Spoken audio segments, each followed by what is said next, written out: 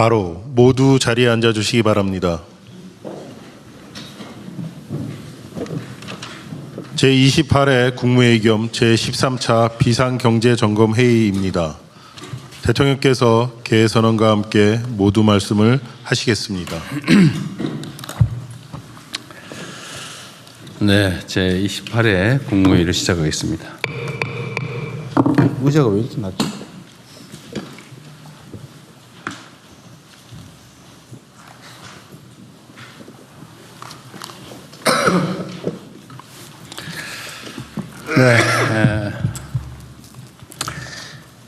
내일부터 민선 9기 지방정부의 임기가 시작됩니다.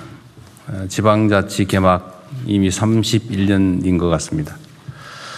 이제 새로운 지방정부는 본격적인 균형발전 시대의 출발점이 되어야 되겠습니다. 모두가 아는 것처럼 현재 수도권은 지나친 과밀화, 또 전력, 용수, 토지 부족 때문에 엄청난 부작용을 겪고 있습니다. 지방은 부족해서 소멸하고 수도권은 넘쳐서 폭발할 지경이어서 이게 대한민국의 국가 경쟁력을 잠식하고 있는 건 모두가 알고 있습니다. 이것 때문에 각 지방의 특성을 감안한 획기적인 초격차 전략산업 다극화가 필요합니다. 이는 수도권을 위해서도 또 대한민국 국가 전체를 위해서도 반드시 가야 할 길입니다. 이런 측면에서 어제 발표한 대한민국 대도약 3대 메가 프로젝트는 차별과 배제, 불균형을 낳는 수도권 1급 체제를 극복하는 것인 동시에 전국이 고르게 성장 기회를 누리는 모두의 성장 시대를 여는 핵심 열쇠입니다. 무엇보다 대한민국의 더 큰 도약을 위해 담대한 결단을 내려준 기업인 여러분, 다시 한번 감사드립니다. 해외가 아닌 조국의 미래를 선택한 여러분의 결정이 틀린 결정이 되지 않도록 우리 대한민국 정부가 적극적으로 뒷받침하겠다는 약속을 다시 한번 드립니다. 정부의 각 부처는 지방정부와 긴밀한 협력을 바탕으로 이 큰 결단을 해준 기업들의 투자 활동에 조금의 어려움이 없도록 선제적이고 전폭적인 지원을 아끼지 말아 주십시오. 아울러 정치권의 대승적인 협조도 당부드립니다. 대한민국의 미래를 위해 사활을 걸고 도전에 나선 기업들의 그리고 정부의 노력에 힘을 합쳐 주시길 부탁드립니다. 이게 제가 어디서 자료를 보니까 영남 지역의 인구가 1,300만, 호남 지역의 인구가 500만 정도 이렇게 된다고 하는 것 같습니다. 해방 이후에는 호남 지역 인구가 훨씬 더 많았다고 해요. 근데 어쨌든 다 지나간 과거의 일이긴 하지만 현실의 결과에 남아있기도 한 아픈 과거인데 영호남 차별이 있었던 건 분명한 사실입니다. 그렇다고 그걸 어거지로 교정할 수는 없었는데 마침 이 새로운 환경이 그 불균형을 조금이나마 완화할 수 있는 그런 상황이 됐습니다. 제가 말씀드린 바가 있긴 한데 호남이 배제와 차별을 통해서 그간에 많은 어려움을 겪었는데 그게 이제 전화위복의 계기가 된 측면이 있습니다. 장기간 방치되고 개발해서 소외되면서 오히려 용수나 전력 또는 용지, 토지가 잘 관리된 측면이 있습니다. 보존된 측면이 있죠. 근데 지금은 첨단 산업, 그중에 특히 반도체 관련 산업은 전력과 용수가 이제 그리고 토지가 가장 중요한 요소가 됐습니다. 이제 수도권에서는 더 이상 전력 용수를 구할 수가 없는 상태죠. 지금 계획하고 있는 것도 감당하기 어려운 상황입니다. 특단의 조치를 해야 될 상황인데 때마침 AI의 열풍 때문에 대규모 투자가 필요한 상황이 됐고 마침 또 여력이 있는 공간이 호남이었기 때문에 이런 결정에 이를 수 있었다라고 라는 점을 말씀드립니다. 이걸 가지고 지역 차별 운운하는 경우도 있긴 한 것 같은데, 지금 요 사안 자체만 보면 호남 지역에 투자가 조금 많은 게 사실이긴 하죠. 그러나 역사적으로 누적된 투자 양을 비교한다면 그야말로 조족지열에 불과하다라는 점을 모두 이해해 주시기 바랍니다. 이게 모두 대한민국의 전체적인 발전, 또 대한민국의 미래가 걸린 국토 균형 발전을 위한 매우 다행스러운 결과다라고 이해해 주시면 좋겠습니다. 중동 전쟁 종전 상황이 우여곡절을 겪고 있긴 한데, 이런 초유의 복합 위기 속에서도 우리 대한민국은 큰 혼란 없이 슬기롭게 위기를 견뎌내고 있습니다. 물론 지금 이번에 위기 상황에서 많은 국민들께서 어려움을 겪고 계십니다. 그러나 그 어려움은 모두가 겪는 것이기도 하고, 또 그 어려움을 최소화하기 위한 우리의 노력도 약간의 효과가 있어서 더 큰 고통을 겪지 않고 잘 견뎌내고 있다, 이런 말씀을 드립니다. 다 국민 여러분의 협조 덕분입니다. 호르무즈 해협에 우리 선박 중에 사정이 있어서 나올 수 없는 두 척을 빼고 모든 선박들이 어느 나라보다 빠르게 해협을 다 빠져나왔습니다. 지금 한 척은 지금 빠져나오는 중인데 위험 지역은 거의 벗어났다고 합니다. 이 모두 정부를 믿고 힘을 모아주신 국민 여러분의 덕분이고, 또 해수부, 외교부, 국정원 이런 관련 부처 공무원들이 참으로 애쓴 결과입니다. 다시 한번 감사드리고요. 그런데 아직 위기가 끝나지 않았습니다. 이 종전이 이루어진다 해도 세계 경제가 완전히 정상화되려면 상당한 시일이 소요될 것으로 봅니다. 이제는 단기적인 대응은 물론이고 중장기 차원에서 보다 효율적이고 집중적인 위기 관리가 필요하겠습니다. 상시적이고 체계적인 대처를 위해서 앞으로는 내각을 중심으로 비상대응 체제를 더 확실히 해주시기를 부탁드립니다. 그때그때 필요한 조치들은 신속하게 추진하고, 또 에너지와 원자재 공급망의 다변화 같은 장기 과제들도 흔들림 없이 이어나가 주시기 바랍니다. 약간 소소한 문제라고 보여지긴 한데 이것도 쉬운 일은 아니어서 한 말씀 드리겠습니다. 지속 가능한 성장 동력 창출의 또 다른 기반은 실질적인 소비 능력 또는 소비 활력 제고입니다. 지난 1분기에 민간 소비가 회복 흐름을 보이기는 했는데, 이를 더욱 가속화하기 위해서는 다양한 소비 진작 대책이 추가로 더 있어야 되겠습니다. 특히 전통시장과 골목상권 경기 활성화의 효과가 큰 지역화폐 활용도를 높이는 노력이 꼭 필요합니다. 그래서 이 하나의 좀 가능한 자원이 있어서 말씀드리는 겁니다. 카드 결제, 쇼핑, 멤버십 가입 이런 것들을 하면 소위 적립되는 포인트가 있습니다. 그런데 이 포인트 중에 사용되지 않고 있는 게 많습니다. 몰랐거나 아니면 쓸 수 없는 사정이 있거나, 이래서 사용되지 않고 숨어있는 포인트가 수십조에 이른다고 해요. 이 수십조의 각종 포인트를 지역화폐로 전환하는 방안을 추진하면 좋겠습니다. 관련 부처에서 요 쉬고 있는, 숨어 있는 포인트를 어떻게 활용할지 적극적으로 방안을 검토해 주시기 바랍니다. 그리고 오늘은 약간 조금 특별한 날이긴 하죠. 우리 한성숙 총리 후보님 겸 장관님 고생 많이 하시죠. 큰 책임을 부담하는 그런 역할을 맡기 위해서는 또 국민들의 검증을 거쳐야 되니까요. 고생하셨습니다. 그리고 이제 조만간 특별한 사정이 없으면 총리가 교체되게 될 것 같은데 우리 김인석 총리님 그동안 고생 많으셨어요. 정말로 크게 국정에 도움이 됐고 전체적인 지휘를 너무 잘해 주셨어요. 지금 우리 정부가 만들어낸 여러 성과들이 있는데 그건 역시 이 내각의 우리 국무위원 여러분 포함해서 우리 총리님 역할이 가장 컸다고 생각합니다. 1년 내 이틀이 부족하다 그랬나요? 네. 이틀 남았습니다. 이틀 남았어요.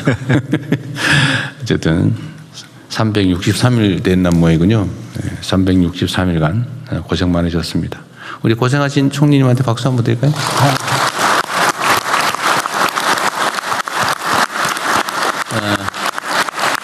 이제 사회를 다시 또 넘겨드릴 건데 본격적으로 회의를 시작하기 전에 한 말씀 하시고 시작하는 게 나을까요? 끝나고 하는 게 나을까요? 미리 하시는 게 낫지 않을까요? 예, 그렇게 하십시오. 네. 감사합니다. 국민 여러분들께서 만들어주신 정부에서 대통령님을 모시고 또 우리 국무위원 여러분들과 함께 첫 1년 동안 일할 수 있어서 정말 영광이었습니다. 계엄을 경고하고 내란과 싸우다가 사실 정부에까지 들어와서 일하게 된 거는 사실 크게 정말 감사한 그런 일이었습니다. 국민 여러분들께서는 못 믿으실 텐데 지난 1년 동안 국무위원 회식을 한 번도 못했습니다. 제가 아쉬우신 모양인데 대통령님께 몇 번 저희가 회식을 한 번도 못했는데요 이렇게 말씀드렸더니 그거 참 뉴스고 괜찮네요 이러시죠. 그러고 회식을 하자는 말씀 회의만 너무 많이 한 것 같습니다. 안 하셨습니다. 그럴 정도로 정말 바쁘게 달려왔고 점심도 뭐 제때 저희가 먹지 못하고 이렇게 쭉 국무회의를 해온 그런 연속이었습니다. 저로서도 참 보람 있는 일들이 많았습니다. 에이펙을 성공적으로 치러내고 글로벌 AI 허브 유치하고 의대생들 복귀 또 행정부 내란 청산 자살 감소 광주 전남 통합에서 어제 우리 대기업들이 대대적인 지방 투자를 결정하는 과정에 이르는 등등의 과정과 성과에 다 큰 보람을 느낍니다. 청년의 삶 해결이라든가 저희 정부가 해결해야 될 그런 여러 가지 문제들이 남아있는데 그것은 국회와 당으로 돌아가서 또 계속하겠습니다. 제가 오늘 특별히 꼭 한 말씀 드리고 싶은 것이 있습니다. 20년 후면 해방 100년입니다. 5천년 역사에 처음으로 대한민국이 세계를 선도할 수 있는 시대가 저는 열리고 있다고 확신합니다. 이건 정말 확신입니다. 그리고 저는 대통령님께서 그런 꿈과 확신을 갖고 계시다 하는 것을 너무 잘 알고 있습니다. 이재명 정부가 시간이 지난 후에 대한민국의 황금시대의 첫 장이었다 이렇게 기록될 수 있도록 국민 여러분을 받들고 대통령님을 중심으로 또 우리 훌륭하신 후임 총리와 함께 더 열심히 해주시기를 부탁드립니다. 저도 국정 성공을 위해서 당과 국회에서 더 열심히 전력을 다해서 뛰겠습니다. 감사합니다. 다시 한번 인사 올리겠습니다.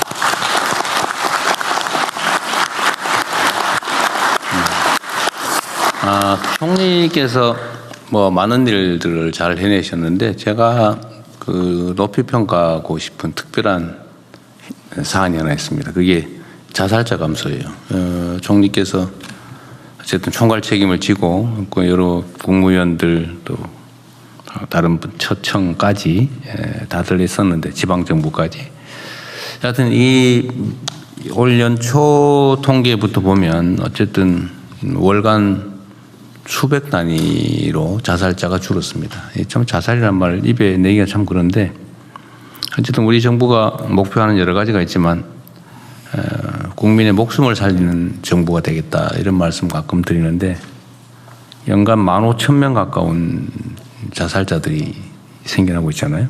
근데 어쨌든 그걸 시스템을 좀 정비하고 관심을 가지고 조금씩 노력한 게 성과가 나고 있는 것 같아요. 수백 명이 목숨을 구했다는 건 매우 의미 있는데 저는 그 점에 대해서도 다시 한번 감사드립니다. 수고하셨어요. 네, 이후 회의는 국무총리께서 진행해 주시겠습니다. 네, 그러면은 우선 현안 토의부터 하겠습니다. 중동 전쟁 관련 비상 국정 운영 및 대응 현황에 대해서 재경부 차관님부터 산업부, 금융위, 복지부, 외교부 장관님 순서대로 발제 부탁드립니다. 오늘은 전심 때 이전에 한번 끝내보도록 마지막 회의인데 생각합니다. 네. 주재한 총리의 책임도 적지 않습니다. 지금. 알고 보니까 다 제 잘못이었습니다. 네, 오늘은 가급적 예, 이렇게 시간 전에. 대통령님 한 말씀 해도 될까요? 말씀을 하십시오. 오늘은 뭐 특별한 날이니까요. 네. 어제는 우리 사회 경제사적으로 역사적인 날이었다고 생각합니다. 40년 전 6.29는 민중의 힘으로 민주주의를 쟁취한 날이었고, 어제는 6.29 대한민국을 초격차 강국으로 세우겠다는 그런 역사적인 선언을 한 날입니다. 특히 인상 깊었던 것은 대통령님의 90도 큰절입니다. 그것은 기업 대표에 대한 큰절이자 고생한 국민에 대한 큰절이었다고 생각합니다. 우리 대통령님과 국민을 위해 박수 한번 크게 보내주시기 바랍니다.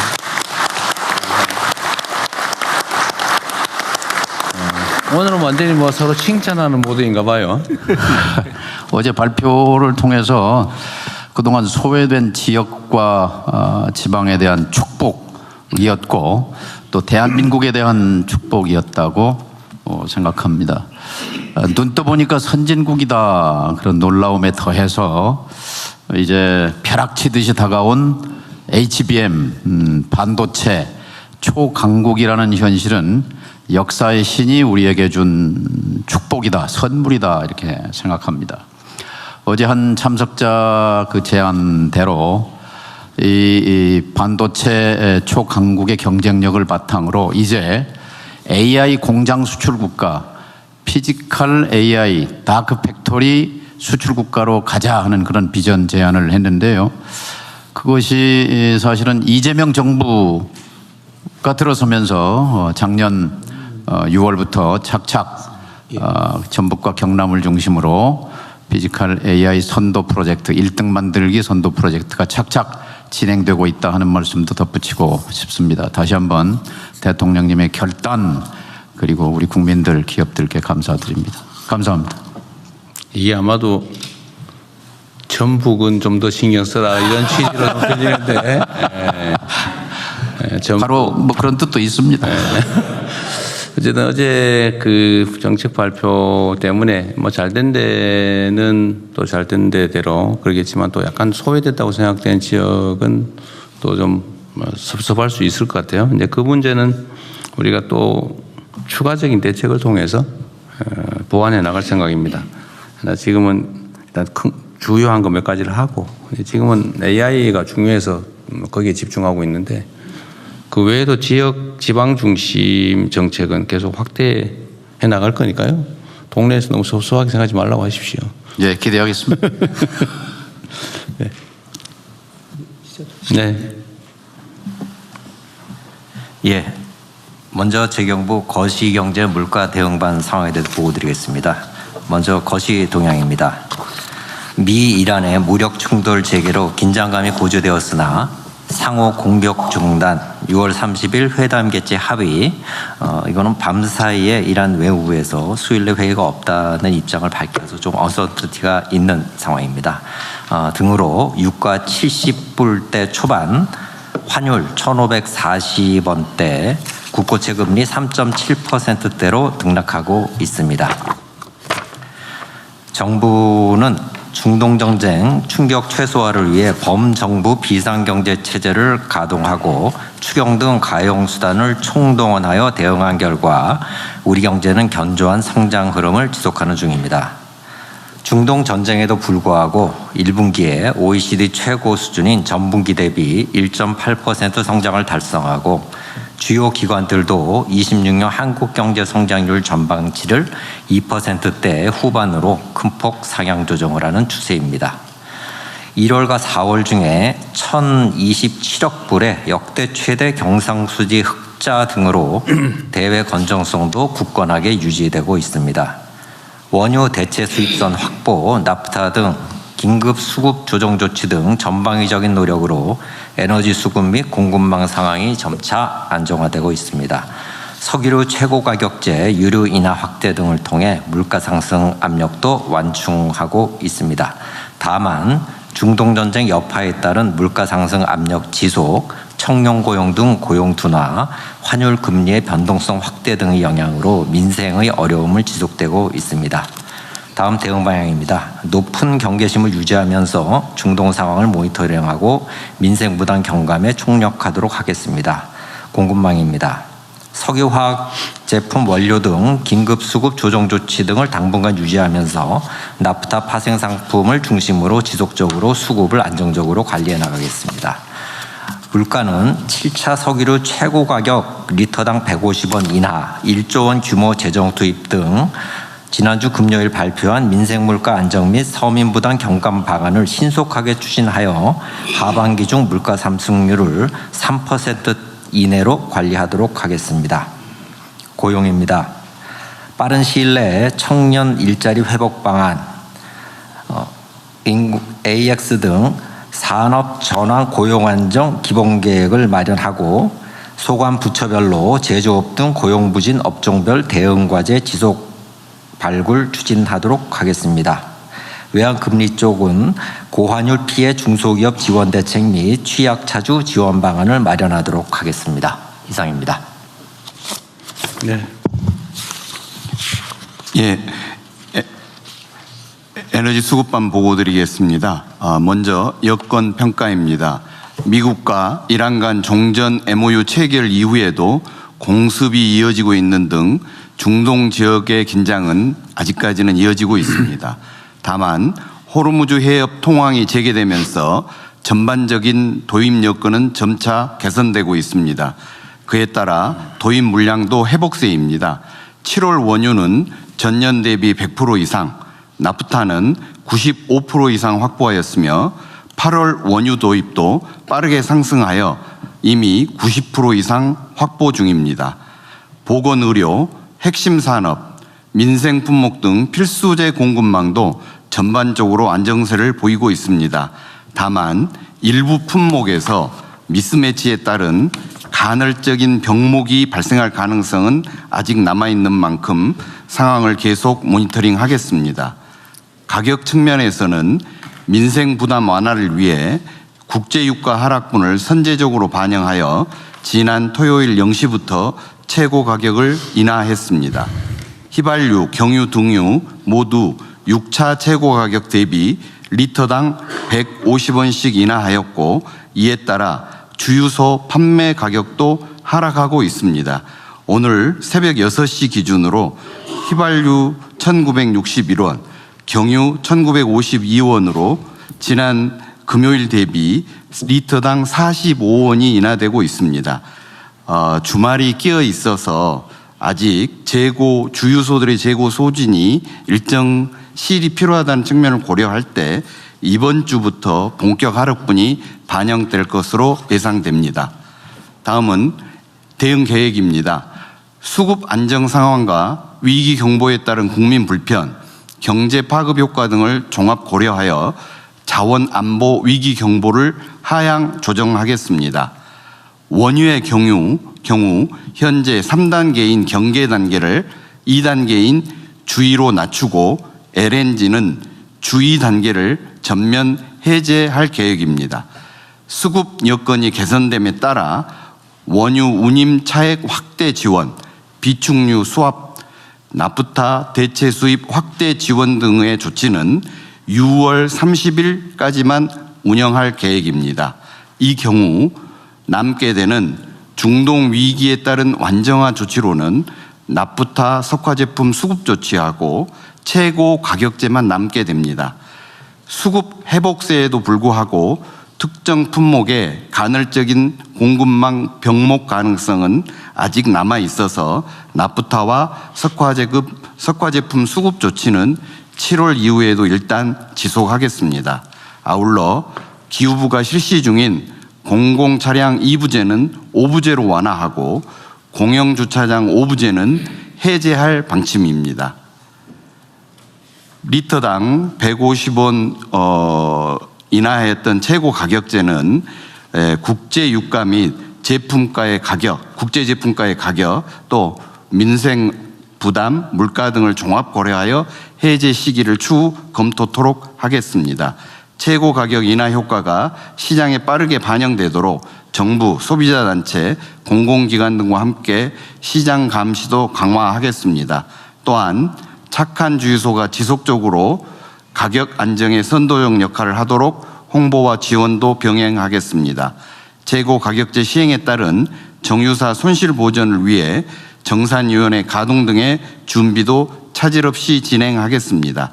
마지막으로 이번 중동 위기를 계기로 확인된 자원 공급망 취약점을 근본적으로 보완해 나가겠습니다. 말씀해 주신 도입선 다변화, 비축 역량 강화, 글로벌 자원 협력 확대 등 산업 자원 안보 강화를 위한 중장기 과제를 민간이 힘을 합쳐 조속히 추진하겠습니다. 이상입니다. 제가 뭐 하나 물어볼게요. 지금 원유 도입은 7월은 100%, 8월도 뭐 90% 이상 이렇게 얘기를 하시는데 물량은 다 확보된다 그 말이잖아요. 그렇습니다. 일단 가격은 꽤 높은 상태에서 떨어지고 있는 중이고 그렇습니다. 시간이 필요하다는 거고. 근데 하나 제가 궁금한 거는 지금 호르무즈 해협이 여전히 사실상 봉쇄돼 있잖아요. 예. 예를 들면 뭐 탈출하는 수준이지 자유롭게 통항은 못하는 상황인데 호르무즈 해협이 이렇게 사실상 봉쇄된 상태에서도 원유 공급이 정상화되고 있다는 것은 뭐 대체 수입선을 확보한 거라서 그런 건가요? 아니면 어떻게 가능하죠? 뭐 호르무즈 해협이 지금처럼 계속 봉쇄돼 있더라도 그럼 앞으로 원유 도입에는 문제가 없는 거예요? 예, 우선 중동과 비중동산으로 말씀드릴 수 있을 것 같은데 중동에서도 호르무즈를 거치지 않는 대체 원유 도입이 특히 사우디아라비아의 얀보항하고 또 UAE의 푸자이라 항을 통한 원유 공급이 완벽하게 증가를 하였습니다. 아, 그래요? 예. 그리고 또 하나는 조치해 주신 원유 도입선 다변화 지원 조치로 인해서 거기에 더해서 정유사하고 수합을 했던 제도까지 엮여지다 보니 미국산을 중심으로 한 비중동산 원유 수입들이 확실히 확대되었습니다. 그래서 이러한 효과가 나타나고 있습니다. 그렇군요. 그러면 지금 전에 중동 호르무즈 해협 의존도가 우리가 75% 정도라고 얘기했던 것 같은데 70% 정도였어요. 네, 지금은 어때요? 그럼 확 줄었겠네요? 중동 호르무즈 해협, 나오는 것은 호협을 통과해야 되는 의존도. 예, 중동으로만 따지면은 한 50% 정도로 낮아져 있습니다. 아, 그래요? 어쨌든 그건 홍해 쪽인가요? 어쨌든 그렇습니다. 그쪽으로 빠져나와서 대체했고 사우디 수입은 예, 푸자이라 항으로 해협 바깥에서 그렇습니다. UAE 원유로 공급받고 있다. 예. 그 푸자이라 항은 지금 좀 설비 한계가 있는 모양이던데 그 계속 증설하고 있다는 거죠. 증설을 계획을 하고 있습니다. 증설 계획 중이라고요? 예. 알겠습니다. 앞으로 그러면 이 해협의 그 봉쇄나 이런 것들에 따른 구조적 위험은 많이 완화됐다고 봐야 되겠네요. 예, 그렇습니다. 다행이네요. 어쨌든 이거 다시 원상복구되지 않도록 대책은 계속 확고하게 만들어 주시고요. 이거 차량 2부제에서 5부제로 한다는데 사실 우리 공직자들이 너무 가혹하게 희생한 측면이 있지 않나요? 2부제면은 홀짝제를 했다는 얘기인데. 그렇습니다. 반은 못 탔다는 얘기인데 5부제로 하면 5일 중에 4일 하루, 5일 중에 하루 이렇게 되는 건가요? 근무 기준으로 일주일에 한 번. 근데 이거 5부제나 10부제나 아니면 이제 해제하는 거나 그렇게 차이가 커요? 이게 약간 이게 지금 어쨌든 완화돼서 정상화돼 가는 과정인데 우리가 위기 상황에서 공직자들이 모범을 보이려고 우리도 좀 선제적으로 하는 거잖아요. 근데 해제되는 과정도 꼭 이렇게 단계적으로 해야 되나요? 그 지금 해도 별로 지장 없는 거 아니에요? 다 풀어줘도? 예, 소비에 미치는 영향 쪽으로만 따지면 5부제가 하지 않는다 하더라도 크게 문제가 되거든요. 그러니까 내가 보면 그럴 것 같아요. 이게 이제 우리가 국민들께 앞으로 이렇게 소비를 줄이기 위해서 차량 10부제, 뭐 5부제 뭐 이렇게 해야 됩니다. 예. 우리가 먼저 공직자들이 하겠습니다. 이렇게 한 건데 이건 이제 시범 보일 필요가 없잖아요. 지금은 이제 완화되는 때는. 예, 저희 공직자들이 차마 아예 없애겠습니다. 그 말씀을 드리지를 못해서. 그런 것 같아요. 예. 네, 대통령 그게 기후부에서 하는데 말씀대로 연료 소비량은 좀 뭐 그렇게 크지 않더라도 네. 아직도 이 에너지가 완전 해소가 안 됐기 때문에 네. 공공이 먼저 좀 모범을 보인다는 차원에서 조금 아직 아니 그러니까 이게 오버제도가 이제 뭐 이런 제재를 하잖아요. 제재하는데 좀 힘드니까 우리가 먼저 하겠습니다. 이거 좋은데 이제 국민들은 다 풀어드렸는데 거기 우리는 아주 여전히 희생하고 있습니다. 이럴 필요가 있나 이 말이죠, 내 말이. 이게 실효가 있냐 이 말이에요. 대통령 이게 뭐 관료제 그냥 매뉴얼입니다. 정책시장 이쪽 그러니까 관료제 매뉴얼인데요. 네. 대통령 정하신 대로 하셔도 됩니다. 예. 아니 이게 약간 고식적인 것 같아요. 예, 그렇게 지금 단계를 쭉 해서 올렸기 때문에 내릴 때도 한꺼번에 안 되는 건데요. 네. 전체적인 판단이나 이 에너지 수급이나 이런 데서는 별 아무 실효성이 없는 영향을 미치는 게 거의 없습니다. 이거 그냥 이거 다 풀어주는 걸 하시죠. 예, 그렇게 하겠습니다. 왜냐하면 이거 악화되면 모르겠는데 완화되는데도 굳이 이럴 필요 있나 싶은데 이 차량 2부제, 5부제 때문에 공직자들 그 편법 쓰다가 지금 고위공직자 몇 사람이 지금 문제가 됐잖아요. 날아갔잖아요. 뭐 그게 잘못한 건데 정했으면 따라야 되지만 규제란 꼭 필요한 경우에로 한정해야죠. 이것도 그냥 풀어줘도 문제 없으면 예, 그렇게 하겠습니다. 하십시오. 네. 금융위. 네, 금융위원장입니다. 금융안정반 내용 보여드리겠습니다. 먼저 국내 금융시장 동향입니다. 주식시장의 경우 코스피는 국내 기업 실적 전망 개선에도 불구하고 글로벌 시장에서 반도체, AI 모멘텀 관련 기대와 불확실성이 교차하면서 지난주 이후 등락을 반복하는 모습입니다. 채권시장은 유가 하락 흐름에 연동되면서 금리도 하락하였으나 글로벌 기준금리 인상 경계감 영향으로 하락폭은 다소 제한적입니다. 금융부문 대응 현황 보여드리겠습니다. 민생 실물 경제 지원을 위한 정책금융 지원 프로그램 10조 원이 집행되었으며 은행권 중심으로 피해기업 등 대상 39조 원이 지원되었고 업권별 상생금융 노력이 지속 추진 중입니다. 석화기업 나프타 수입 지원 관련해서 세 번째 사례인 대한유화에 대한 신용장 한도를 6천만 불 상향합니다. 민생 실물 부분에 긴급한 자금 수요 지원과 이자 부담 완화 노력도 지속하고 있습니다. 구체적으로는 중저신용자 자금애로 해소를 위한 중저신용자 전용 중금리 생활안정자금 대출 상품이 6개 저축은행을 시작으로 6월 29일 출시되었고 은행 대출금리에 법적 비용을 반영하지 못하도록 하는 제도가 7월 1일부터 시행이 됩니다. 그리고 신보에서 중소기업을 위한 P12O 발행을 직접 발행 방식을 통해서 수수료를 절감하여 기업의 비용 부담을 완화하겠습니다. 그리고 카드 사태 이후에 설립돼서 23년간 추심 활동을 이어온 상록수 사건을 계기로 저희들이 유동화회사 고유 세도약기금 대상 채권을 전수조사 점검을 했고 그 결과가 나왔습니다. 그래서 그 결과를 토대로 관련 회사들과 협의해서 45개사가 1조 원 규모의 채권을 세도약기금에 매각하기로 결정을 했습니다. 이 결과 그동안 힘드셨던 10.8만 명의 분들이 추심의 고통에서 벗어나서 정상적인 경제활동 복귀가 가능할 것으로 기대합니다. 밑에 박스를 보시면 청년 미래적금이 출시 5일 만에 신청 인원이 115만 명을 돌파했습니다.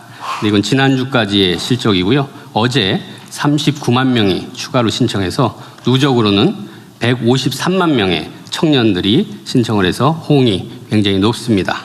이번 주부터는 출생연도 끝자리 5부제가 해제돼서 출생연도에 관계없이 어느 요일에나 누구나 가입하실 수 있습니다.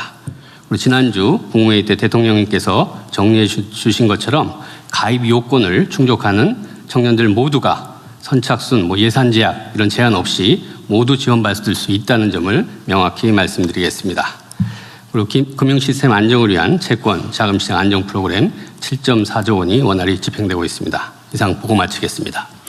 이 청년 미래 적금은 원래 예정된 그 예상 가입자 예산으로 준비한 게 몇 명이라고 그랬죠? 320만 명이요. 320만 명. 네. 그 넘어도 다 한다는 것이고요. 이게 어쨌든 최소한의 신청만 하면 현실적으로는 한 450만 원 가까이 사실상 지원을 받을 수 있는 거잖아요. 그죠? 네.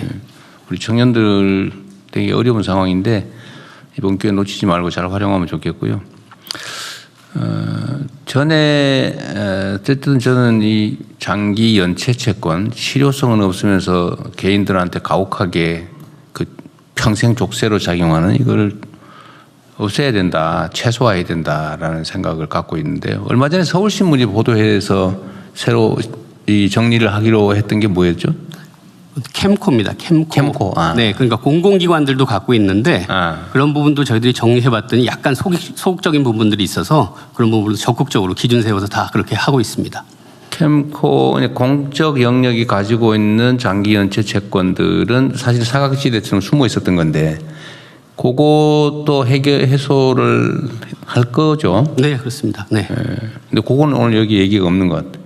아, 그거는 이제 별도로 또 저희들이 공공기관 대상으로 해서는 저희들이 방안을 마련해서 발표를 할 예정입니다. 네. 어쨌든 그것도 잠시 관심 계속 유지해 주면 좋겠습니다. 네. 민생복지반 보고 드리겠습니다. 생계위기 및 의료제품 수급 동향입니다. 생계위기 및 의료제품 수급 동향, 생계위기 상담 긴급복지 신청 건수는 최근 16주간 유의미하게 증가하는 동향은 없습니다. 의료기관의 주요 의료제품에 대한 재고 현황 조사 결과 의료제품 수급 상황은 중동전쟁 이전으로 회복되는 중입니다. 대응 방안입니다.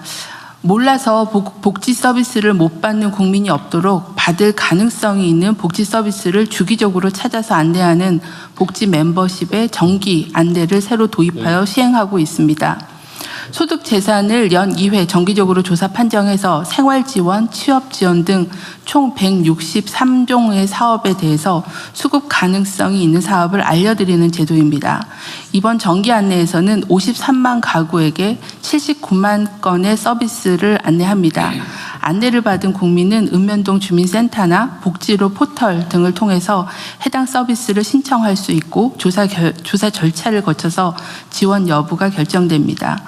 위기가구 발굴 및 지원 등 연계도 지속하고 있습니다. 6월 4주 기준으로 복지 위기가구 24만여 명에 대한 조사를 해서 13만 7천 명에 대한 지원을 하였습니다.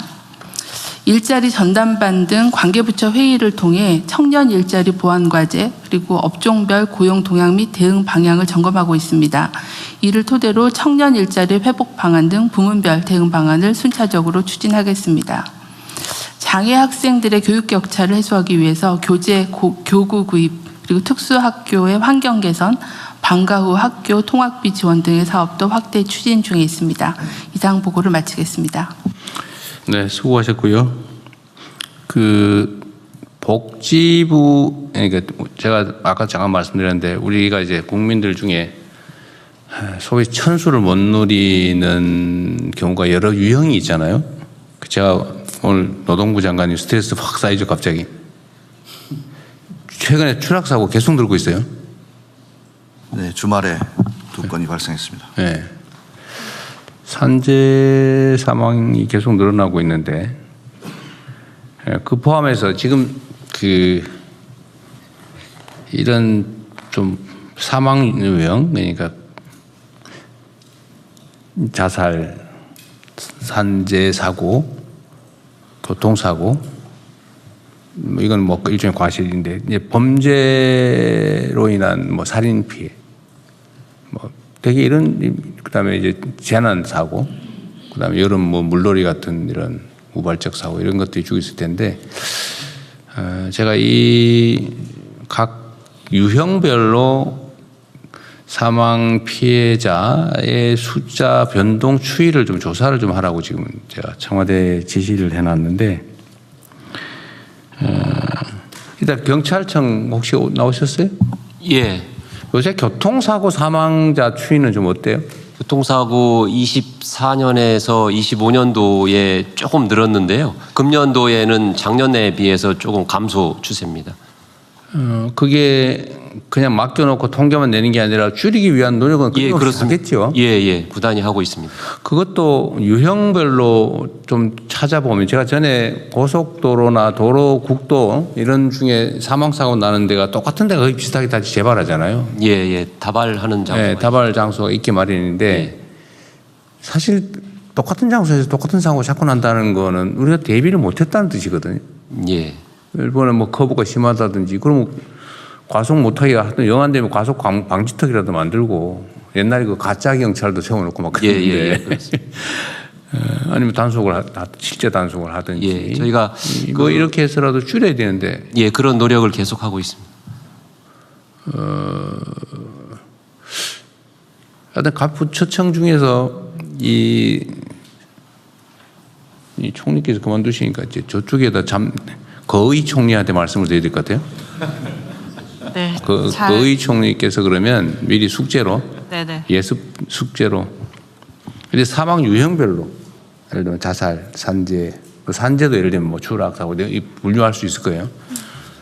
그 다음에 왜 발생하는지도 분석하고 그걸 각 부처청에서 각별히 관리를 좀 해주세요. 검찰청 나오셨죠 지금? 혹시 살인 사건이나 이런 것들은 좀 어떻습니까? 범죄로 인한 고의 범죄로 인한 사망. 통계 자체에 대해서는 제가 수치 같은 걸 파악하고 있지는 못하지만 워낙 요즘에 이제 강력한 사건들이 일반적으로 언론에 알려지면서 특별한 특정한 지역이나 이런 데 있어가지고 국민들의 경각심은 많이 높아지는 그런 상태 같습니다.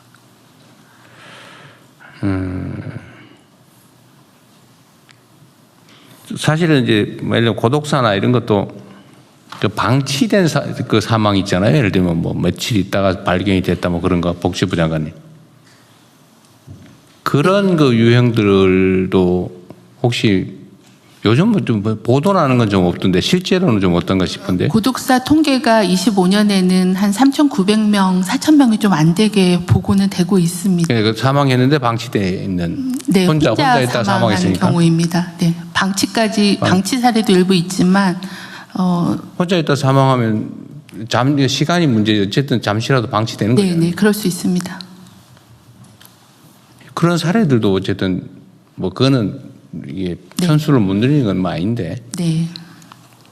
하여튼 그런 것도 한번 검토를 해보고 어쨌든 사망자를 좀 줄이기 위한 자살은 잘 관리해서 어쨌든 많이 줄이긴 했는데요. 산재도 좀 줄긴 했죠.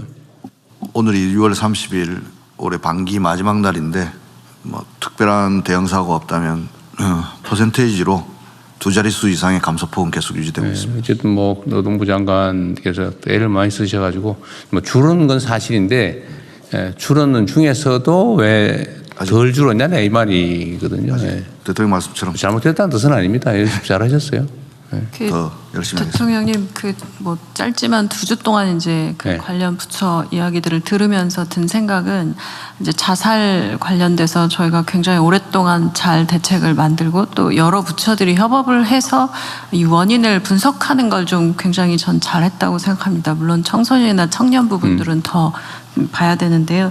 지금 말씀 주신 것처럼 각 유형들의 좀 데이터를 보고 사람의 목숨 관련해서 데이터를 말씀드리는 게 좀 죄송하긴 하지만 또 한편으로 본다면 이 유형과 그리고 어느 시기에 왜 많은지 그리고 어느 지역에서 많이 나는지를 좀 다 보고 있습니다. 이 자살 같은 경우는. 그래서 이런 부분들의 유형을 다 모으고 각 부처들의 데이터를 모아서 저는 이거야말로 정말 데이터랑 AI 넣고 유형 분석해서 제대로 저희가 좀 들어가야 될 그런 부분이라고 생각합니다. 그래서 기술이 사람을 목숨을 살리는데 도움이 되는 굉장히 중요한 프로젝트라는 생각이 듭니다.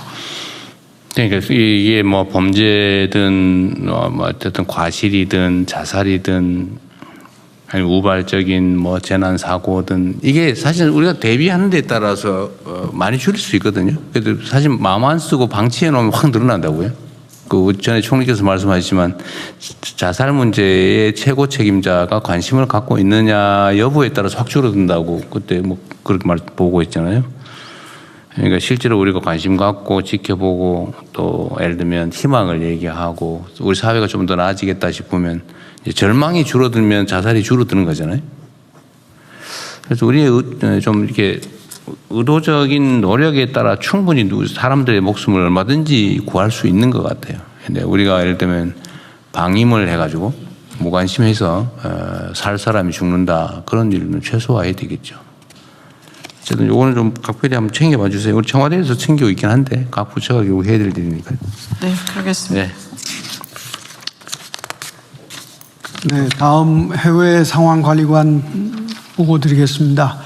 미국과 이란 간의 협상은 최근에 다시 무력 충돌이 벌어짐에 따라서 당초 예정되어 있던 핵 문제 관련 후속 실무 협상이 지연되고 있습니다.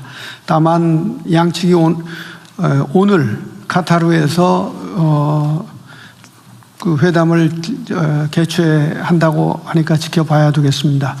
이 항의 에너지 관련 공급망 관련해서는 대통령님께서 모두에 강조하신 대로 장기적 대응 체제를 만드는 것이 매우 중요하다고 생각이 됩니다. 외교부는 중동 정세가 안정화되면서 기존의 중동 산유국과의 에너지 협력을 조속히 회복 또 재개할 수 있도록 준비하는 한편 중장기적으로 공급망 다변화하는 노력도 병행해 나가겠습니다. 이상입니다. 네. 어쨌든 외교부도 고생 많으셨습니다. 그리고 총리님, 제가 1년 동안 회식도 한 번 못했다고 그래서 그래도 밥은 한 끼 드리려고 내가 지금 준비하라고 했거든요. 근데 이게 지금 인원수 때문에 오늘은 국무위원들까지만 숫자를 좀 제한해가지고 점심 준비했다고 하니까 생색은 내고 가십시오. 감사합니다. 비상경제 관련해서 한 말씀 이제 마무리됐는데 드리겠습니다. 사실 중동 전쟁 발발 이후에 대통령님께서 매우 신속하게 체제를 갖춰주셔서 저희들이 그 국제적으로 비교해보다 상당히 잘 대처를 한 것 같습니다. 최고 가격제, 매점 매석 금지, 공급망 다변화, 전쟁 추경 편성, 피해 지원금 다 저희들이 다방면적으로 대처가 잘 된 것 같습니다. 또 그런 점에서 국민 여러분들께서도 협조해 주셔서 대단히 감사드리고요. 근데 이제 앞으로 남아 있는 과제들이 물가 안정이라든가 공급망 개선 등등 있긴 합니다만은 어제 발표된 과제를 중심으로 해서 대통령님이 또 미래지향적인 또 큰 과제들을 집중력을 갖고 좀 집중해 가셔야 되기 때문에 중동 전쟁의 국면이 한 단계 변하는 상황이어서 이후로는 이제 오늘 이후로는 이제 회의를 대통령님 주재하시는 회의보다는 비상경제는 총리와 내각 중심으로 하는 회의로 전환시키고 이렇게 가는 것이 좋을 것 같습니다. 네, 그렇게 그래도 될 것 같아요. 네, 그렇게 하는 것이 좋을 것 같다는 말씀을 드립니다. 자, 그러면은 다음은 부처보고로 넘어가겠습니다. 의뢰 협상력 강화를 위한 제도 개편 방안을 공정거래위원장 중소벤처기업부 장관님께서 순서대로 보고해 주십시오. 예, 본안건은 중소벤처기업부, 고용노동부 등 관계부처와 함께 마련한 것으로 중소기업, 소상공인 등 경제적 약자들이 연합해서 대기업 혹은 중견기업과 대등하게 협상할 수 있도록 공정거래법을 개편하는 것입니다. 공정거래법상 금지된 공동행위의 예외를 인정하는 것이 법 개정의 주된 내용입니다. 단체 협상은 허용하되 부작용을 최소화하도록 민관 합동 TF를 구성해서 논의해 왔었고요. 이해관계자의 의견을 폭넓게 수렴했습니다. 우선 중소기업 소상공인 단체 협상 허용 방안을 말씀드리겠습니다. 국내 사업자의 98.2%를 차지하는 소기업과 소상공인들만 참여하는 단체 협상의 경우 공정위에 통지만 하면 심사 없이 담합 규정의 적용을 면제할 것입니다. 협상 상대방은 대기업과 중견기업이고 공정위의 통지 즉시 5년간 효력이 인정됩니다. 소비자 이익에 현저한 침해가 발생할 경우에는 향후 금지 명령을 내릴 수 있도록 했습니다. 다음 페이지에 소기업보다 규모가 큰 중기업이 포함되는 단체 협상의 경우 소기업에 비해서 시장에 미치는 영향이 크기 때문에 거래상 지위와 관련된 최소한의 신고 요건을 추가했습니다. 그리고 신고 수리 후 3년간 효력이 있습니다. 이들 중기업 단체가 대기업 혹은 일정 규모 이상의 중견기업을 상대로 할 때만 단체 협상, 단체 행동을 허용할 것입니다. 다만 단체 협상이 소비자 피해로 이어지지 않아야 합니다. 소비자 이익의 침해나 공익 침해 같은 부작용 발생의 우려가 클 경우에는 특례 적용을 중단할 수 있도록 사후 통제 장치도 함께 마련하였습니다. 그러나 이 경우에도 사후 통제 전에 이루어지는 행위에 대해서는 면책됨을 명확히 해서 중소기업의 법적 부담은 최소화하였습니다. 허용되는 행위 유형과 관련해서는 사업자 간 가격, 거래 조건, 거래량, 거래 지역 등에 대한 합의와 정보 교환이 모두 포함되고 공동 납품 거부와 같은 단체 행동까지도 교섭력 강화를 위해서 원칙적으로 허용됩니다. 다만 입찰 담합의 경우는 제외하고 보이콧으로 인해서 소비자 피해와 같이 중대한 부작용이 발생할 경우에는 보다 강한 사후 통제 장치인 임시 중지 명령 부과를 통해 신속히 대응할 것입니다. 이번 제도 개편을 통해서 우리 경제에서 매우 높은 비중을 차지하는 중소기업, 소상공인들의 소상공인들이 담합으로 처벌될 우려 없이 단체 협상, 단체 행동을 할 수 있는 여건이 마련될 것입니다. 대등한 협상력을 통해 약자가 보다 유리한 거래 조건을 확보할 수 있는 여건이 마련되도록 했습니다. 예를 들어서 배달앱 입점 상인들이 배달 플랫폼과 수수료, 정산 주기 등의 거래 조건을 개선할 수 하기 위해 단체 협상을 활용할 수 있고 하도급 기업들도 대기업의 납품 단가 인하 요구 등에 대해서 공동 대응할 수 있습니다. 다음으로 노동조합에 대한 공정거래법 적용 제외 방안을 말씀드리겠습니다. 단체 행동을 허용하는 대상은 설립 신고된 노동조합 및 소속 노동자, 설립 신고되지 않았더라도 법원 판결 및 노동위원회 결정으로 지위를 인정받은 노동조합 및 소속 노동자, 그리고 특수고용직으로 분류되는 노무 제공자들입니다. 이들의 단체 행동을 공정거래법 적용 대상에서 제외함으로써 이들이 공정위 제재를 걱정하지 않고 노동권을 행사할 수 있게 하였습니다. 이번 제도 개편을 통해서 헌법상 기본권인 노동 3권을 보다 실질적으로 보장할 수 있게 될 것입니다. 오늘 국무회의 논의 결과를 토대로 관련 법 개정안을 마련하고 신속히 법 집행을 추진하겠습니다. 이상으로 보고를 마치겠습니다. 네, 준비를 아주 잘하셨군요. 어쨌든 이 단계를 보장하되 담합으로 악용되지 않게 하는 게 중요한데 그건 잘 준비하신 것 같네요. 네. 그리고 이제 우리가 어떤 소위 개혁 조치를 할 때는 이걸 우리가 잘하는 것도 중요한데 이걸 제도화하는 게 중요하거든요. 근데 제도라고 하는 거는 이제 선의의 권한을 가진 선의인 사람들인 경우는 사실 제도가 필요 없어요. 잘할 테니까요. 철인 지배가 사실 제도를 필요로 하지는 않죠. 그런데 언제나 최악의 경우를 대비한 게 제도인데 네. 악용되지 않도록 네. 또는 다시 돌아가지 않도록 하는 조치가 필요합니다. 네, 법제화하는 건 정말 잘하신 것 같아요. 네. 근데 그 이전에라도 무슨 지금 국회 상황이 어떨지 몰라서 그런데 우리가 준비하고 있는 온갖 개혁 조치들이 결국 입법으로 이제 확정이 돼야 되는데 이게 사실은 입법이 많이 지연되고 있잖아요. 네. 잘 안 되고 있어요. 근데 그 사이에는 사실 못하다 보니까 자꾸 문제가 발생하는데 그 전에라도 제가 다시 한번 강조를 드리는데요. 다른 부처청도 마찬가지입니다. 이 제도라고 하는 거는 반드시 법률로만 해야 되는 건 아니에요. 이게 헌법이 있고 법률이 있고 그다음에 이제 시행령 규칙 예를 들면 업무 지침 이런 게 쭉 미개별로 지방자치단체는 조례 규칙이 있겠지만요. 모든 건 반드시 법으로 해야 된다. 그거 아닙니다.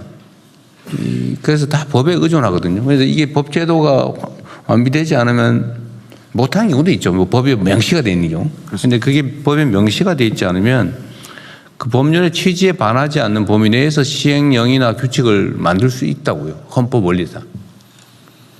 그래서 입법이 안 되더라도 잠정적 조치로 예를 들면 지침을 만들든지 시행령을 대통령령을 만들든지 불령을 규칙으로 불령을 만들든지 아니면 업무 지침 같은 걸로 충분히 일은 할 수 있거든요. 예. 금지되지 않았다면. 예.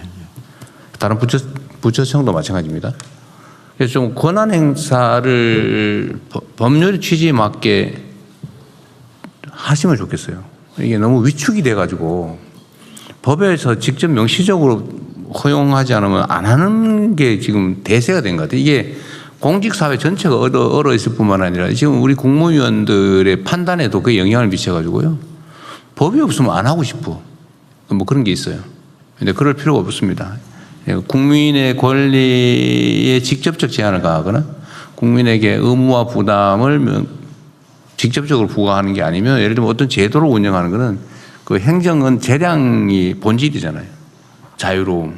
물론 한계가 있긴 하죠. 남용하면 안 되지만 일정 범위 내에서는 재량권이 있기 때문에 그 재량을 충분히 발휘하면 좋겠어요. 법이 입법될 때까지 최소한 수개월 또는 뭐 몇 년씩 특히 뭐 상임위가 야당이라서 뭐 안 하고 태업하고 이러면 아예 못 하잖아요. 그럼 그 일을 아예 못 하고 지금 그런 게 많지 않습니까? 1년 넘도록. 그래서 그런 부분들에 대해서는 재량권을 충분히 발휘하면 좋겠어요. 법제처도 그런 거 적극적으로 좀 권장을 해가지고요. 예, 그렇지 않아도 먼저 대통령님 말씀이 있으셔갖고 네. 각 부처에서 지금 그 추진하고 있는 법안들을 저희가 전수조사했습니다. 아, 그래서 전부 다 스크린에서 말씀하신 대로 시행령이나 이렇게 고시 같은 것으로 지침으로 가능한 부분들은 출연해서 각 부처하고 협의했는데 지금 각 부처에서 가장 애로사항으로 그 불수용 이유로 제기하는 게 예산 획득이 이제 상대적으로 굉장히 어렵다는 이게 이제 가장 큰 법률에 의한 정책이나 업무가 아니면 예산 배정이 안 된다 그런 거예요? 그게 아무래도 예산 획득이 어려운 실질적으로는 난 그 이해가 안 되는데 그 시행령이나 규칙이나 이것도 법인데 법규잖아요. 예, 마찬가지 그렇습니다. 예. 그런데 거기 법률에 의한 것과 시행령에 의한 것이 같은 법규인데 예산 배정에 차별이 있다 이해가 안 되는데? 네, 차별이라기보다는 이제 새로운 어떤 사업 같은 거를 계속 이렇게 발굴했을 때 이제 한계 있는 제한된 그 예산을 아무래도 그 모든 그 새로운 사업에 다 배정하기가 어렵다 보니까 기획예산처도 이 점을 좀 감안을 해가지고요. 적극적으로 판단하는 게 좋겠어요. 네. 나 저 법제처장의 말씀이 약간은 납득이 안 되거든요.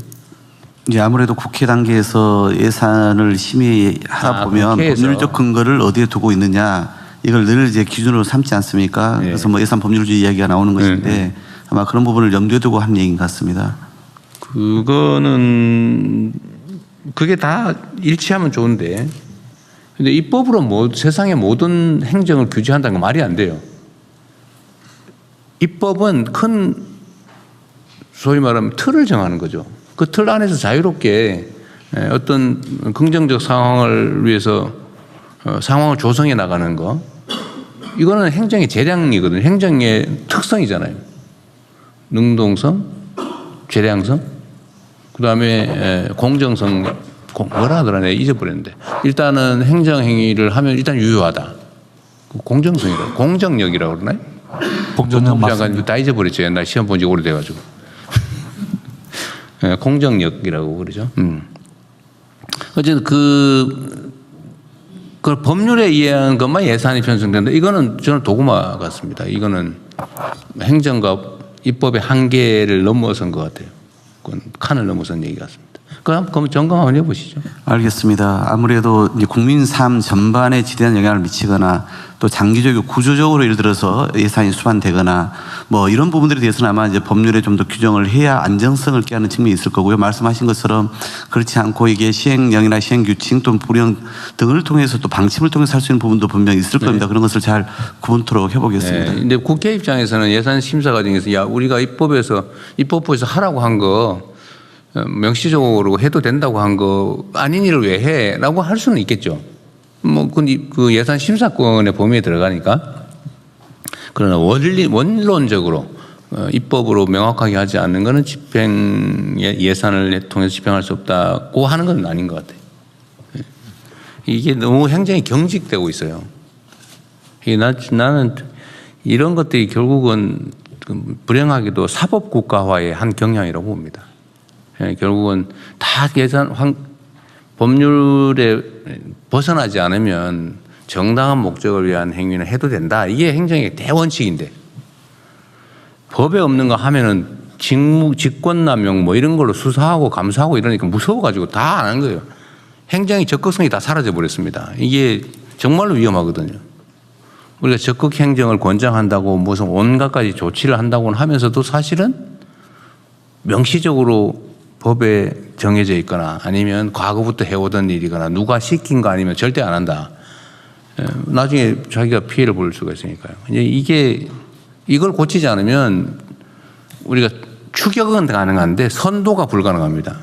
사례가 없는 거 안 해버리면 다른 사람이 한 거 따라가는 거잖아요. 다른 나라에 사례가 있어? 이렇게 묻잖아요, 우리가요. 왜 그걸 묻습니까? 그게 정당해? 바람직해? 효율적이야? 라고 물어야지. 누가 했어? 해서 뭐 실패 안 했어? 이렇게 하면 1등 못 하잖아요. 우리 총리님 너무 잘하실 것 같아요. 네, 그 사례가 있는 일을 하면 1등을 할 수는 없습니다. 그러니까 1등을 따라가는 거죠. 일들을 해야 1등을 할 수 있습니다. 그러니까 우리 대한민국도 사실은 전 세계가 이제는 따라오는 추격자로 보는 게 아니고 대한민국은 뭘 하지? 이렇게 보는 상황이 돼 간다고요. 그러니까 우리가 언제나 사례가 없는 거를 새롭게 우리 구상해서 나가야 되는데 이건 입법이 할 수 있는 게 아니고 결국 행정이 하는 거예요. 좀 더 능동적으로 각 부처가 좀 해주면 좋겠습니다. 그래야 우리가 1등 국가가 됩니다. 네. 2등 국가가 되면 안 되죠. 맞는 말씀이고요. 미국의 경우는 요즘 좀 지나쳐서 문제지만은 행정 특권, 즉 executive privilege라는 이름으로 의회 아닌 이 행정부에서 집행하는 것들이 많이 있습니다. 그렇죠. 거기는 뭐 불문법 국가라서 더 그렇죠. 근데 입법 우리가 한계에 좀 안 갇히면 좋겠어요. 그래야 우리가 모범이 될 수가 있습니다. 말이 너무 길었네요. 네, 다음 진행하십시오. 네.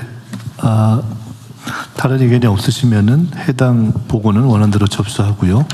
중기부 안에는 보고가 있습니다. 중기부 마지막 중기부 장관. 네. 중기부 장관으로 드리는 보고 마지막일 것 같습니다. 그 경제적 약자의 협상력 강화를 위해서 제도 개선 TF를 만들고 함께 그 안을 만들어주신 공정거래위원회에 먼저 감사드리고요.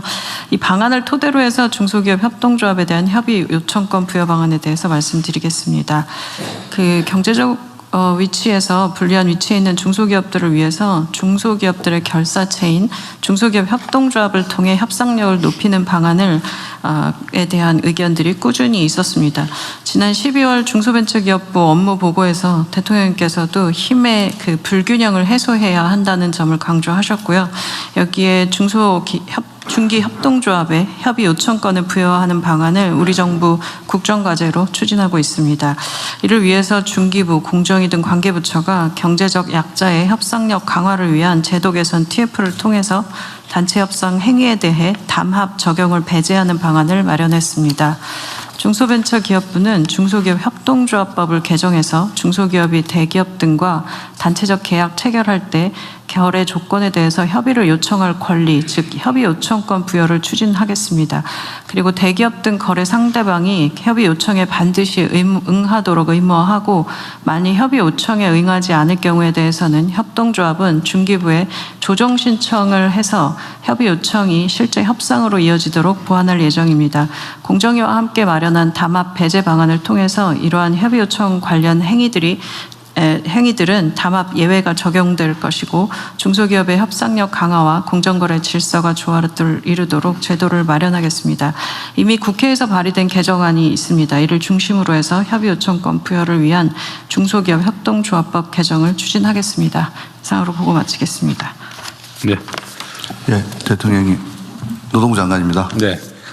지금 한참 최저임금 심의가 진행 중입니다. 매년 최저임금 인상을 둘러싸고 저임금 노동자와 소상공인, 영세 소상공인들 간의 제로섬 게임, 즉 일부 언론에서 을들의 전쟁이라고 이야기하고 있는데 이 제도는 을들의 전쟁을 을들의 연대로 바꿀 수 있는 단초를 마련할 것으로 기대됩니다. 이것은 실질적인 경제민주화라고 저는 생각합니다. 저임금 노동자는 시장으로 나오면 소비자이고 이 소상공인은 비임금 노동자입니다. 우리 경제가 직면하고 있는 양극화, 특히 내수 부진은 동네 상권 붕괴를 막기 위해서는 지역화폐 등 여러 가지 조치도 필요하지만 근본적으로는 저임금 노동자들의 소비 여력을 올려줘야 되는데 이것은 자영업자의 비용으로 직결됩니다.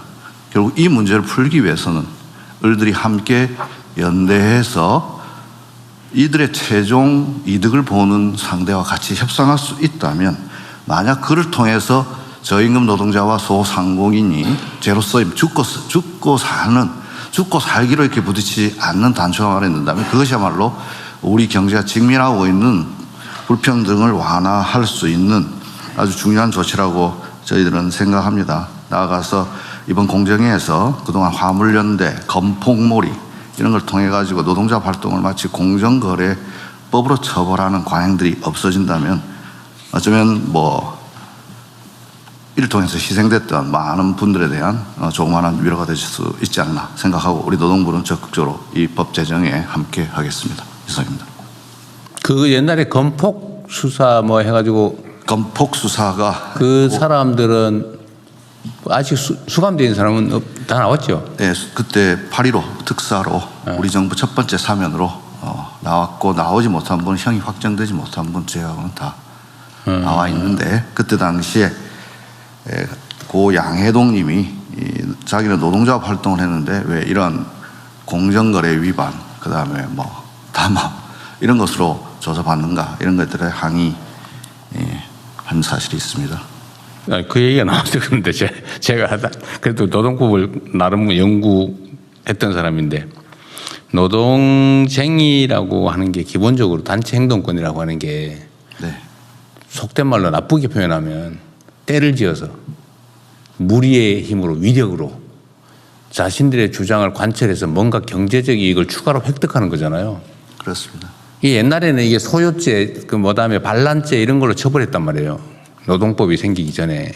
사회법 원리에 따르면 사회법이 제정되기 전에는 그렇게. 그다음에 교수형, 총사령하고 그랬잖아요. 근데 그 후에 이제 노동조합법의 노동관계법이 생겨나면서 이제 단결 교섭 행동권이 생겼는데 이거를 건설 노동자들이 왜 때를 지어가지고 저 건업주한테 압박을 해가지고 왜 추가로 돈을 받아냈냐? 이 공갈 이런 걸로 좀 처벌했잖아요. 그렇습니다. 근데 다 난 그게 어떻게 난 법원에서 유죄가 나는지 이해가 안 되는. 그래서 그런 것들은 다 법원에서 임금이라고 다 판정을 받았으면. 그러니까 무슨 뭐라더라 무슨 비? 예, 그게 있어요. 자기가 관리비 비슷한. 그런데 그걸 받는 걸 다 처벌을 했는데 그거는 임금이라고 하면서도 단체 행동을 통해서 임금을 더 받거나 요구를 한 건데 그거를 폭력행위로 처벌했잖아요. 그렇습니다. 원시 국가로 되돌아갔던 거죠. 어쨌든 잘 정리되고 앞으로는 그런 일 없게 해야죠. 네, 그래서 이번 이 법이 제정되면은 그동안 그러한 그야말로 불공정한 관행들은 없어질 것으로 기대되고 노동자 활동에 있어서도 그리고 더 나아가서 노동 3권을 보장하는 이유는 결국 국민 경제의 건강한 발전을 위한 것이 우리 경제가 직면하고 있는 이 불평등을 해소하기 위해서는 을들의 연대가 반드시 필요하다고 생각됩니다. 그렇습니다. 경제적 약자들, 사회적 약자들에게 어쨌든 단체로 힘을 모아서 대등한 교섭을 할 수 있게 해주고 이게 이제 합리적 의사결정, 합리적인 자원 배분이 가능하게 해서 그 사회 발전, 경제 발전을 사실 가능하게 하는 거죠. 근데 그 힘의 균형이 무너지면 독점하고 그다음에 과욕을 부리게 되고 어쨌든 자원이 비효율적으로 사용되면서 그 사회가 발전을 못 한다고요. 그래서 만든 제도인데 그렇습니다. 잘 지키도록 하십시오. 네, 그렇게 하겠습니다. 마침 청와대 수석도 같은 조직 출신 아닙니까? 잘 모시도록 하겠습니다. 네. 네, 그러면은 원안대로 접수하고 넘어가겠습니다.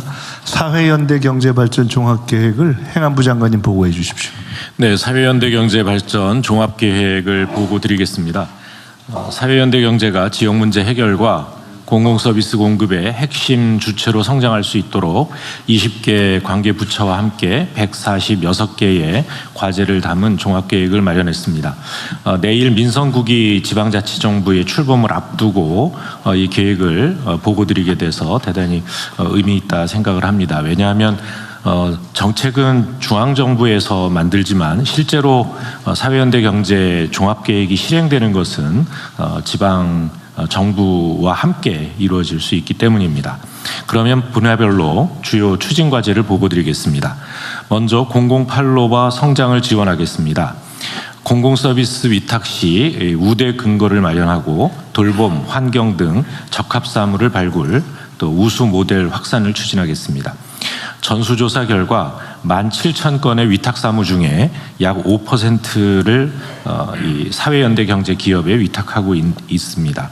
보건복지 분야가 53%로 가장 비중이 높았습니다. 이를 토대로 위탁 우대 방식과 선도 사례를 담은 안내 지침을 지방정부에 배포하고 평가와 재정 인센티브로 확산을 유도하겠습니다.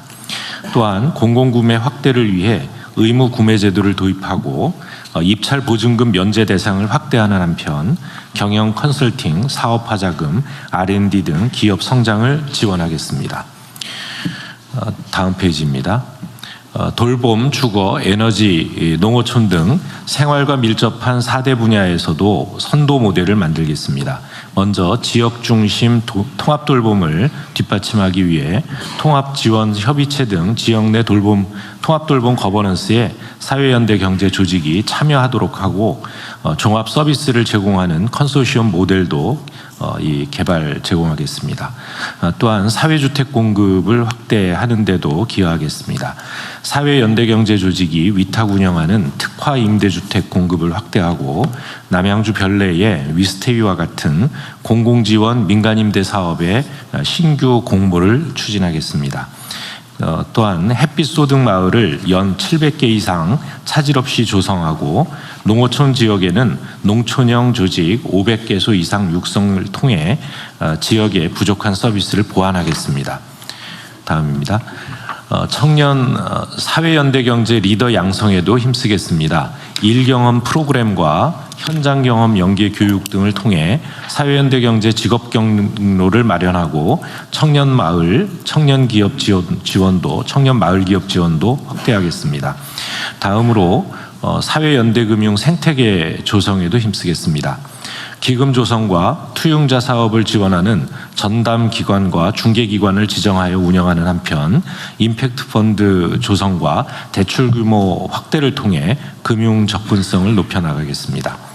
끝으로 제도적 기반을 마련하겠습니다. 지난 4월 법사위를 통과해 본회의에 계류 중인 사회연대경제기본법의 조속한 제정을 통해 통합 추진 체계를 확립하고 지방세와 국공유재산 사용료를 감면하여 기업 성장 환경을 조성하는 데 노력하겠다는 말씀 드립니다. 이 계획을 수립하는데 20개 부처에서 적극적으로 협조해 주신 데 대해서 감사의 말씀을 드리고요. 이 차질 없는 실행을 통해서 유의미한 성과를 조기에 창출할 수 있도록 관계 부처와 함께 최선을 다하겠다는 말씀을 드립니다. 감사합니다. 네, 아주 세밀하게 준비를 잘 하셨습니다.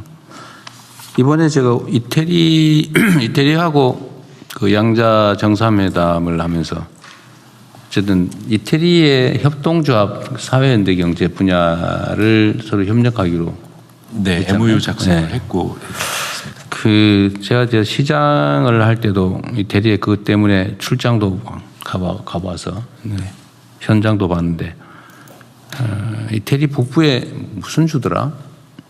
트렌티노주 말씀. 네, 거기 말고 협동조합이 아주 많이 발달한 주가 스페인에. 도래는 거예요? 스페인은 몬드라곤인가? 네. 어쨌든 이 사회연대 경제가 차지하는 비중이 대개 한 8%, 10% 뭐 이런 선 정도까지 올라가 있다고 하던데 우리는 한 1% 되나요? 저희 0.2%? 예, 저희는 1%가 채 안 됩니다. 안 되죠. 예, 그런데 이번 계획을 통해서요. 그래서 2030년까지 EU 국가의 평균인 그러니까 GDP 6% 내지 7%까지 그러니까요. 확대시켜 나갈 계획을 세우고 있고요. 그 다음에 2035년까지는 EU 내에서 사회연대 경제의 선진국이라고 하는 이탈리아나 스페인, 프랑스와 같이 GDP의 10% 규모까지 이 사회연대 경제 규모를 확대할 계획을 가지고. 그러니까 이게 협동조합이라고 하는 게 사회 공동체에 매우 도움이 되잖아, 그죠? 네. 오로지 돈을 벌기 위해서 누군가의 돈을 벌기 위해서 누군가는 거기에 도움이 되고 임금을 받고 이게 주류이긴 한데 아니면 창업을 하든가 이게 주류이긴 하지만 그게 아니고 이게 구성원 모두가 대등하게 동등하게 모두를 위해서 공익을 위해서 경제 활동을 하는 것도 가능하다는 걸 보여줘야 되잖아요. 네. 그런데 이게 그 경험과 좀 의지라고 그럴까? 이게 되게 중요한데 잘 안 돼요. 원래 동업하지 말란 말이 있잖아요. 싸운단 말이에요. 근데 그게 아니고 같이 하는 게 훨씬 더 도움이 되는 영역들이 있는데 그 중에서 가장 유력한 분야가 인허가를 통해서 그냥 이익이 생기는 게 있단 말이에요. 네. 인허가를 통해서. 그게 이제 공공 서비스죠. 대표적으로. 저는 무슨 개발 사업 이런 것도 사실은 가급적이면 협동조합 형태로 하는 게 좋다. 특정 기업한테 허가 내줘가지고 하는 것보다는 지금 다 그렇게 하잖아요. 그죠? 개발 허가 내주고 다 이익 다 업자가 가지고.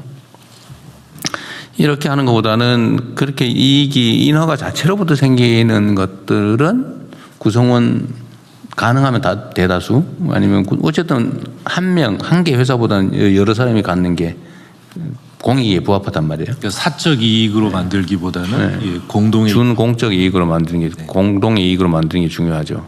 근데 그것도 사실 그 쉽지는 않은데 근데 그러려면 이제 연습 훈련을 해야 된단 말이에요. 교육 훈련이 필요한데 이것도 그냥 어디 학원 만들어서 가르칠 수는 없잖아요. 그러니까 연습을 해야 되는데 네. 그게 제일 중요한 게 공공 서비스 같아요. 여기 지금 제일 먼저 써놓기도 하셨는데. 네, 그렇습니다.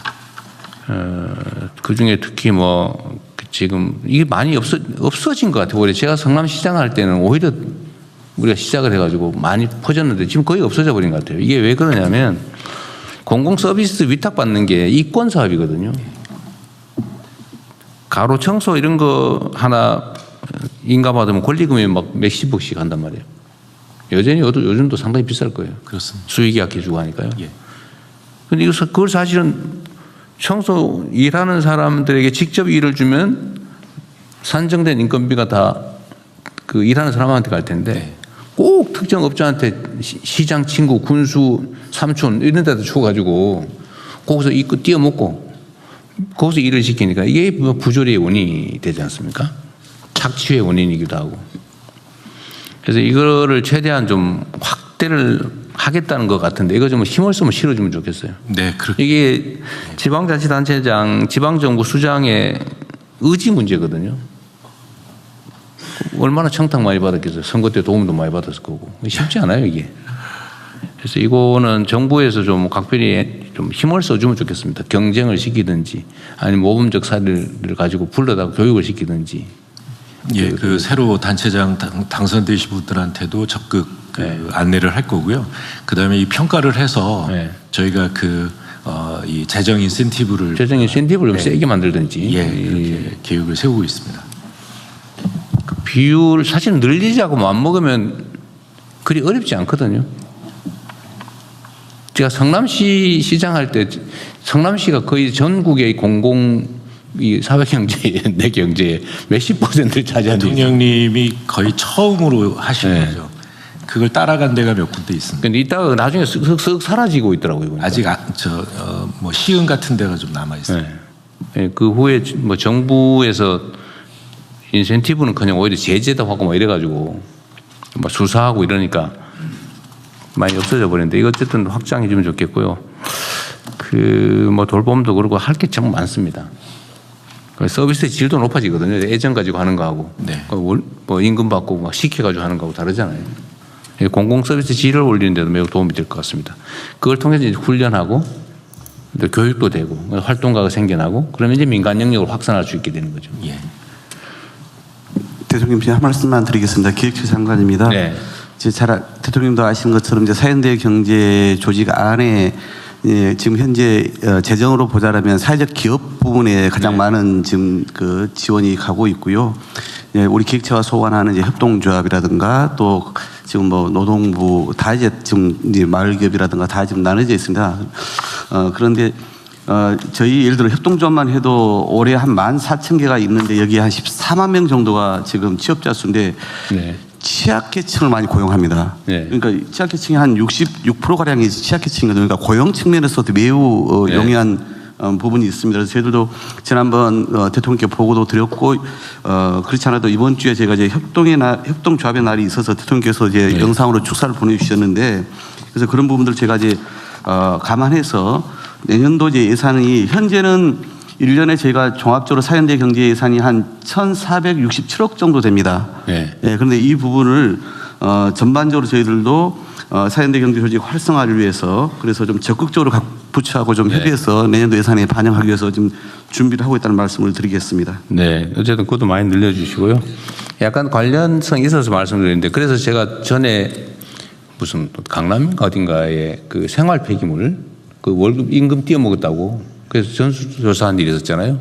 네, 그렇습니다. 근데 그때 제가 그 지시를 하면서 까먹은 게 있는데 생활 폐기물 조사를 하라니까 생활 폐기물만 조사를 하고 가로 청소 조사를 안 했더라고요. 그런데 가로 청소 부분도 조사를 하라고 지시를 했는데 혹시 네, 그 받으셨어요? 조사 다 마쳤습니다. 아, 다 마치셨어요? 그건 좀 어땠어요? 제가 지금 오후에 보고를 받고. 오늘 오후에 받겠어요. 네, 그럼 나중에 얘기해 주시고요. 마쳤다는 것까지만. 네. 어쨌든 이게 꽤 있을 겁니다. 그것도 뭐 중간 띄어먹은 게 띄어먹을 수밖에 없어요. 띄어먹으라고 원래 하는 거거든 그게. 어쨌든 그런 일 안 생기게 좀 하셨으면 좋겠습니다. 그게 왜 특정인이 중간에서 띄어먹습니까? 뭐 한 게 있다고?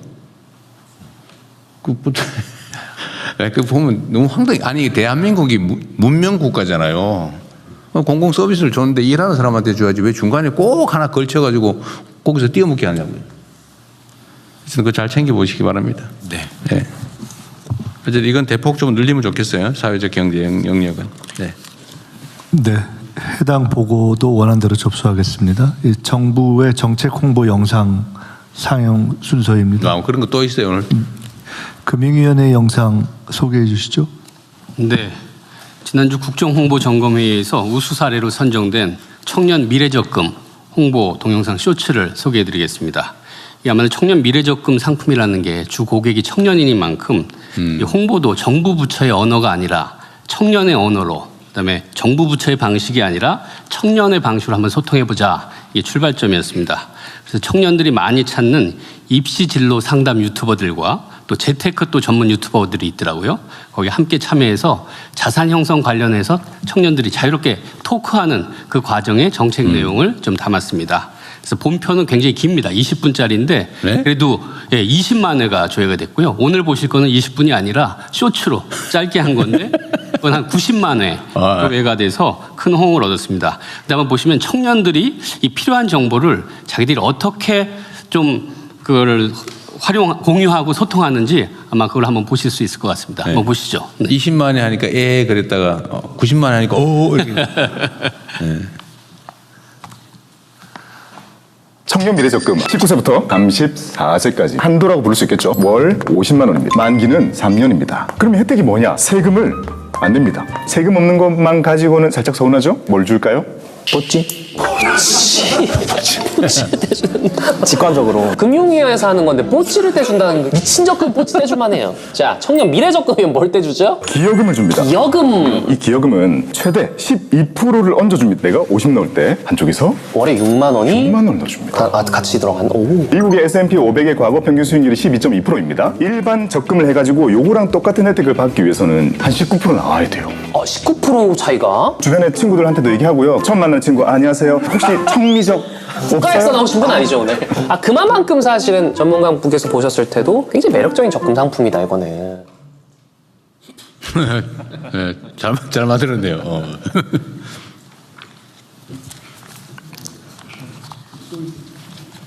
네, 다 마쳤습니다. 20분 아닙니다. 각오를 하고 있는데 짧게. 이번에는 그 국민 여러분 실시간 의견 답변 시간입니다. 우리 국무조정실장님. 국무조정실장입니다. 지난주에서 두 번째 국민소통의 시간입니다. KTV 또 이재명 TV 채널에 많은 시청자분들이 참여해 주셔서 좋은 의견 보내고 계시는데요. 감사합니다. 먼저 모두 말씀 관련입니다. LTA님이 지역 균형 발전은 국가 100년 대계라고 의견을 주셨고 유저지 M님은 새벽 총리님 고생 많으셨습니다. 감사합니다. 라고 말씀 주셨습니다. 제가 드릴 말씀을 대신한 것 같습니다. 다음으로 중동 전쟁 관련입니다. ZX님이 이부제 탈출 야호라고 의견을 주셨습니다. 아마 많은 분들이 공감하실 것 같습니다. 또 휘발유 가격 관련해서는 NK님이 100원이나 낮아졌다고 하시고 고양이님은 휘발유 값이 아직 안 내렸다라고 하십니다. 아마 이게 지역별로 차이가 있어서 이런 현상이 생긴 것 같은데 산업부에서 답변을 좀 해주시면 좋을 것 같습니다. 저기 뭐라더라? 착하디 착한? 이제는 그거 없어지는 거예요? 아닙니다. 착하디 착한이 2개가 됐고 이제 저 최고 가격제가 월 단위로 하다 보니까 7월 말에 추가 발표가 있을 것 같습니다. 답변 되신 거예요? 예. 안건의 의견이 있었습니다. 덕이 홍시님 등 많은 분들께서 KR2심 사기 사건 조사해 달라고 요청을 주셨는데요. 이 건은 아마 경찰청 확인이 좀 필요할 것 같은데 답변이 안 되시면 아마 추후라도 사기 사건? 뭔 사기 사건? KR2심 폰지 사기 피해라고 본인 사기? 폰지 사기라고. 폰지 사기. 네. 전국에 한 2, 3만 명이 아마 이런 사건에 노출돼가지고 날벼락 맞았다 이런 기사가 있었다고 합니다. 그 경찰청이나 검찰청이 혹시 이거 수사하고 있는지 한번 혹시 아는 거 있으세요? 폰지 사기 요새 그 옛날에 피라미드 뭐 그런 거 얘기하는 거죠. 4단계. 예. 또 수사 혹시 뭐 상황들 아는 거 있으시면. 예, 그 구체적인 제가 사례는 확인하지 못했는데요. 한번 챙겨 보십시오. 뭐 그런 게 있나 본데. 예. 예. 아마 외국인 관광객들도 아마 이심 판매 때 몇 킬로 해가지고 수출할 때 4단계 사기 의혹이 있다고 아마 기사가 나온 것 같은데 그거 포함해가지고 한번 조사를 해봐야 될 것 같습니다. 오늘도 뭐 시간 관계상 다 소개해드리면 좋겠는데 이 정도에서 공유를 마치도록 하겠습니다. 의견 보내주신 시청자분들께 감사드립니다. 감사합니다. 예, 다음 순서 진행하겠습니다. 다음